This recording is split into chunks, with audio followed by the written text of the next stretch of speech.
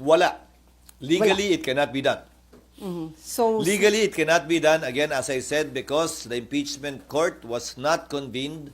The impeachment complaint was not referred to plenary for there to be a basis for the impeachment court to be convened by the Senate sitting as a legislative body, hindi muna as an impeachment court. Pero ang pagpapatawag ng special session sa aking pagkakaalam ay hindi para mag-convene ang impeachment court. Sa aking pagkakaalam, ang pagtatawag ng special session ay para sa mahalagang bagay at panukalang batas na kailangan ipasa ayon sa ating saligang batas. Hindi pa naman officially informed ang Senado, ang plenaryo, kaugnay sa paghahain ng impeachment complaint dahil dadaan pa ito sa isang proseso sang-ayon sa rules at practice at procedure ng Senado kaugnay ng mga impeachment complaints. so sir, mali yung impression na parang may napag-usapan ba na wag itong itackle sa Senate plenary? Walang caucus na naganap, walang usapang naganap sa pagitan ng mga miyembro ng Senado kaugnay nito o kaugnay ng anumang bagay. Bago kami nag-adjourn kahapon, nung Martes, nung Lunes, kahit nung nagdaang linggo, wala kaming pagpupulong na formal kaugnay nito. So what will happen now on the articles of impeachment? As Senate President, it's your call, di ba sir? So what is your plan? Isa-isahin muna natin. Sang-ayon sa rules ng Senado, kapag kami inihaing articles of impeachment or complaint or resolution on impeachment sa Senado, the Senate President, nakalagay sa rules namin, shall take proper order of the subject of impeachment. Ngayon, ano bang ibig sabihin ng shall take proper order of the subject of impeachment? Hindi nung impeachment complaint, hindi nung impeachment, but the subject of impeachment. Ibig sabihin nun, kailangan isaayos muna ng Senate President ang Senado para sa pag-conduct ng isang pagdinig o trial. Sasagutin ko rin yung isang napakinggan kong abogado na tila eksperto din daw sa mga bagay na ito. Sabi niya, the Senate shall immediately, ayon sa kanya, sabi ng Konstitusyon, proceed with trial. Busin na lang ng konti, pero parang hindi niya nabasa yung saligang batas. Walang sinabing immediately ang saligang batas. Ang sinabi ng saligang batas ay shall forthwith proceed with trial. Ngayon, kung babalik tanawan natin, bago ko sagutin yung tanong, Sally, kukumpletuhin ko na para... Okay. Kung babalik tanawan natin, may inihain na impeachment complaint noon, noong 2011, laban kay Ombudsman Mercy Gutierrez. Inihain nyo ng March 23. Nag-adjourn ang Senado ng March 26. Walang ginawa ang Senado noon. Nagsimula ang trial May 19. Mahigit kulang-kulang isang buwan ang lumipas dahil magre-recess din sila noong mga panahong yon. Kung maalala nyo ang impeachment ni dating Chief Justice Corona, ng yumaong dating Chief Justice na si Corona, final ang impeachment complaint ng December 13, nag-trial po sila January 19. So kung susuriin nyo, base sa President yung salitang forthwith, hindi naman po ibig sabihin nun, kinaumagahan, agad-agad, dali-dali. Mahigit 2 buwang inupuan, pinag-aralan, binasa, tiningnan ng Kamara yung mga impeachment complaint na nakabinbin.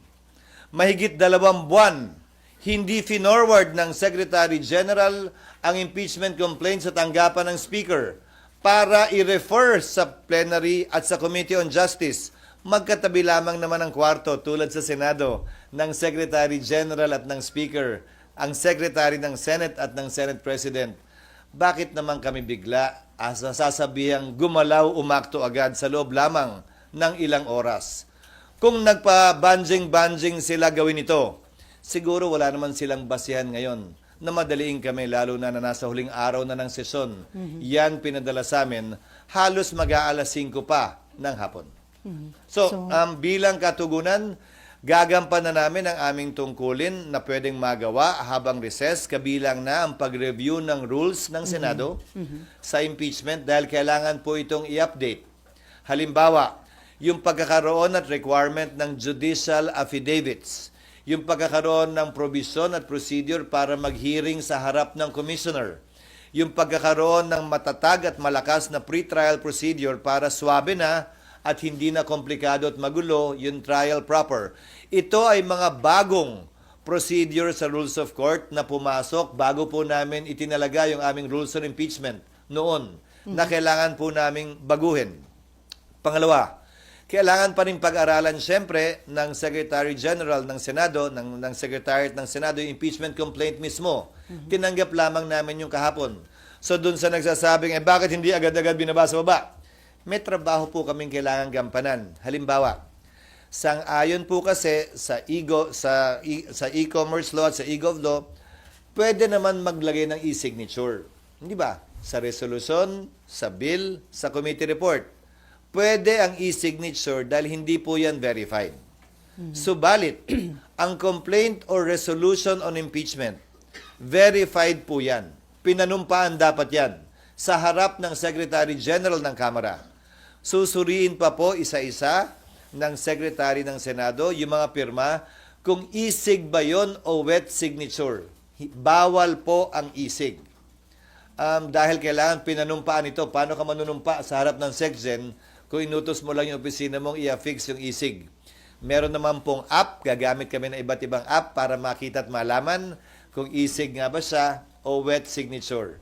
Para matiyak na yung bilang talaga ay sapat dun sa 1/3 para mag-comply dun sa direct filing sa Senado. Mga halimbawa lamang ito na mga dapat pang gawin at gampanan ng Senado. At bilang panghuling sagot, para mag-convene ang impeachment court, kailangan may sesyon ang Senado. Okay. Para manumpa ang impeachment judges, kailangan may sesyon ang Senado. Bagaman ang trial pwede mag-proceed kahit na recess, tulad ng nangyari kay dati at yumaong Chief Justice Corona. Dapat ito'y masimulan, makonvene at mapanumpa ang mga judges kapag may sesyon. So kung may mangyayari mang aksyon o kaganapan kaugnay nito, yan ay mangyayari sa June 2, pag-resume ng Senado, matapos ang eleksyon at pasayan ng mayoriya ng Senado kung aamyendahan ba yung rules, anong ilalagay sa rules, i-authorize ba tulad ng nasa rules of court ngayon na suppletorily applicable na pwedeng mag-hearing habang recess dahil may 12 senador pa namang maiiwan natatawid hanggang 2028 pa ang termino, kabilang ako. 12 lamang naman ang matatapos ang termino.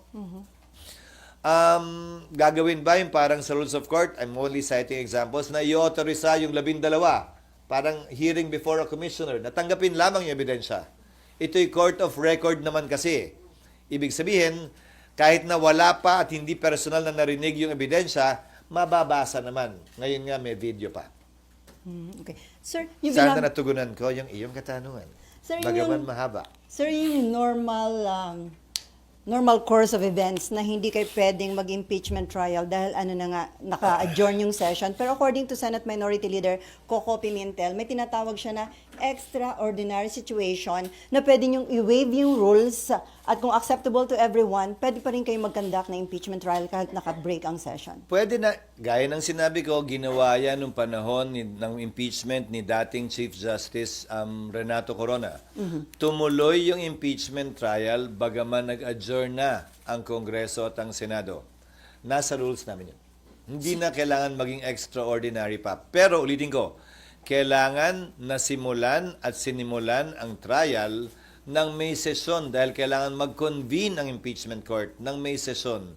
Walang sariling buhay ang impeachment court, hiwalay sa Senado mismo, sa plenaryo ng Senado. Kinakailangan ng plenaryo ng Senado para masimulan ang impeachment court. So sir, it is better ba kung na-submit ng House of Representatives earlier o few days before ng adjournment para may time kayo na na-actionan sa That plenary? is water under the bridge. It's not for me to decide or pass over the wisdom, absence, or lack of it on the part of the House in filing it a few hours before we adjourned. Mas marapat siguro sila ang matanong kaugnay niyan. Pero ulitin ko, hindi naman siguro makatarungan o tama na pagkatapos nilang upuan ito ng ilang buwan, biglang pwersahin, pipilitin at sasabihan kami ng sino mang galing sa Kamara na, hoy, bilisan nyo, aksyonan nyo, ano ba kayo? Hindi. Hindi ganon at hindi ako papayag din nun. Ang impeachment process para sa akin, hindi mahalaga kung pabor kayo o kontra, hindi mahalaga kung ma-acquit o ma-convict. Ang mahalaga para sa akin, bilang tagapangulo ng Senado, maging maayos ito, sang-ayon sa batas, credible, kapanipaniwala, at magagawad ng hustisya. Pabor man yun sa opinyon ng mas nakararami o konti o hindi. Considering yung mention nyo ng mga possible scenarios, sir, can we say na walang mangyayaring impeachment trial during the break or mahirap? Wala. Legally, it cannot be done. So, Legally, it cannot be done, again, as I said, because the impeachment court was not convened.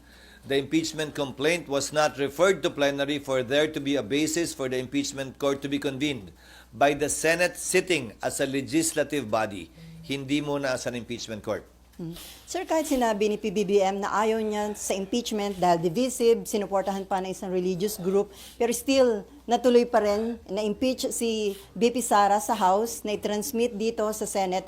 Indication ba yon na hindi nagpa-impluensya ang House of Representatives? Siguro mas sila yung dapat mong tanongin yan, hindi ako. Basta ang Senado, gagampanan namin ang tungkulin namin ng, tatagalugin ko ng may malamig na neutralidad ng isang hukom na walang kinikilingan. We will perform our duty and function with the cold neutrality of an impartial judge. And without fear nor favor, we will rule over things as we see fit and based on what is right and what the law provides. Since it is a political process, can we expect na lahat po ng mga senador na tatayong impeachment judge ay magiging fair and impartial, considering na iba kaalyado ni BP Sara? It is a political process, pero para sa akin, ito'y masasaksihan ng ating mga kababayan, tutunghayan ng ating mga kababayan. At malaki ang papel na gagampanan ng public opinion naman talaga dito. At yan ang tinatawag na political process siguro. Pero maging ganun pa man, siguro sabay-sabay tayo, impeachment judge man or mga kababayan natin na manonood sa pagdinig. At base sa ating mapapakinggan, makikita, hindi maririnig o hindi makikita, tayo mismo ay gagawa ng sarili nating pasya. At dahil political process nga ito at mga politiko ang tatayong umuupo bilang hukom, sinong politiko ang kilala mo na sumusuwag ika nga sa public opinion, lalo na sa panahon ng halalan. So, inimbento talaga itong sistemang ito na nagsulat ng ating saligang batas para ganito naman talaga. Hindi para maging sobrang hiwalay, ika nga, sa opinion ng publiko kaugnay sa bagay nito dahil politiko din naman ang hinuhusgahan. From Myla muna, although para nabanggit nyo na, kung May phone in. kung after election magko-convene yung impeachment court, tas limited na yung time ninyo, carry over yun kung bago na yung composition ng mga senador at kongresista sa 20th Congress? Iyon ang aking paniniwala. Bakit? Ang Amerika kung saan natin kinopya yung ating sistema ng demokrasya at Republican government. Yung kanilang Senado, sa pagkakaalam ko, 1/3 lamang ang hinahalal at any one time. May naiiwang 2/3 pa rin. Kaya pwede mong sabihin, continuing body talaga yung Senado. Ang Senado ng Pilipinas, 12. So, walang majority, walang quorum ang maiiwan. Subalit, ilang bagay ang nais kong sabihin kaugnay nito. Tingnan nyo na lamang ang mga collegial courts dahil ito'y hindi function ng legislature. Hindi ito typical na bill sa aking pananaw na pagtapos ng Kongreso, i-file mo uli. Pag hindi na-aprobahan, kailangan aprobahan uli ng magkabilang kamara. Kahit na-aprobahan sa kamara, dito hindi, simula uli sa simula. Halos lahat naman siguro sang-ayon. Ito'y impeachment court. Hiwalay sa function ng lehislatura. Pero siyempre, kikilalanin ang pagtatapos ng termino ng mga miyembro nito. So ano ang pwede nating ihalin tulad dito? Ang mga collegial courts. Ano-ano ang collegial courts? Sandigan Bayan, Court of Appeals, Supreme Court. Isama mo na yung Constitutional Commission, kabilang ng Civil Service, ang COMELEC.